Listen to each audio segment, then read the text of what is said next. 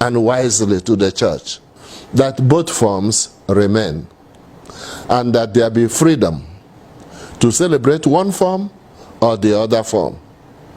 It is the same church. Therefore, let no one, because you love one form, condemn the other one. That's not acceptable. That's one. Then, who knows, with time, whether our celebration of one form will influence the other form, because the church is alive. The Catholic Church doesn't live in the Vatican Museum. It is, the liturgy is sacred and the essentials are fixed. Nevertheless, the manner of celebrating can be retouched by Holy Mother Church. When Christ came, he didn't tell us, when you start Mass, start at the foot of the altar, say Kyrie, say Gloria. Don't say Gloria during Lent. Say Credo on Sundays. The church works out all that, and we trust the church. So, every good Catholic will remain flexible and open to what Holy Mother Church says, knowing that the church is much wiser than you or me. And the church has the Holy Spirit, and also 2,000 years of wisdom.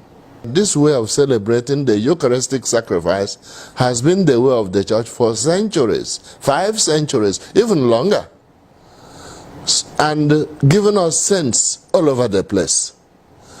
The Holy Mother Church didn't begin 50 years ago with Vatican II. The church was there long before and will be there long after we are dead. Therefore, no individual should push a personal choice to that extent. You see, what we call the extraordinary form or Missa Tridentina, in general, it stresses more relationship with God, direct.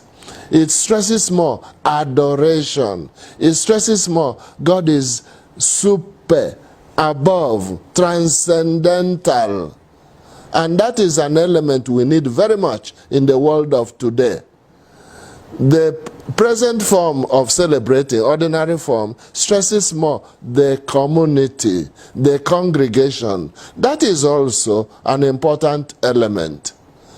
Nevertheless, it can be exaggerated, both the first and the last. The first form, because some priests took no notice of the people, they pronounced the Latin words in a very bad way, and as the people didn't know Latin, they didn't know that the priest was fumbling.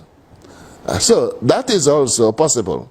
The present form, the temptation for the priest, if he is not careful, is to become an ecclesiastical showman.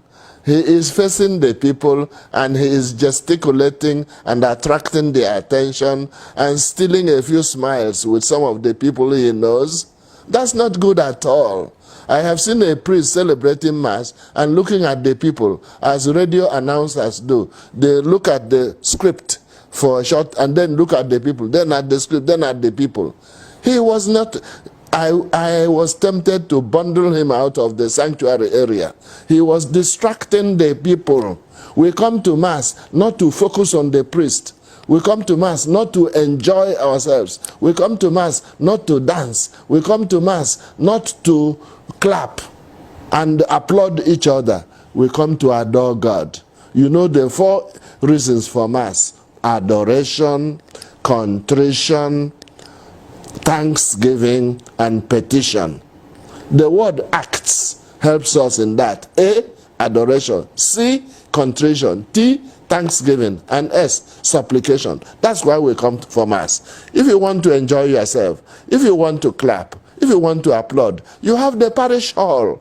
After Mass, you go to the parish hall. Then you can applaud, and the choir can operate, and you can say, encore, again, da capo, repeat. Oh, maestro, you are great.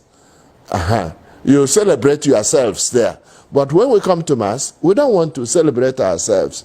We want to celebrate Christ in his mysteries. So you can see, there is temptation in either form, but there is also a correct way of celebrating both forms.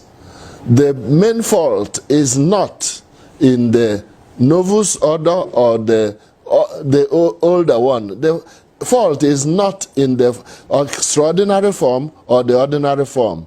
The fault is often in the celebrant and in the people and in the choir, which wants to perform as prima donna and show that they are wonderful. So you see, if the priest celebrates well, indeed, the ordinary form can be celebrated in Latin, the whole lot in Latin. So Latin is not the problem. Many people make problems for themselves. So we can say to them, through your fault, through your fault, through your most grievous fault, not through the fault of ordinary form or extraordinary form.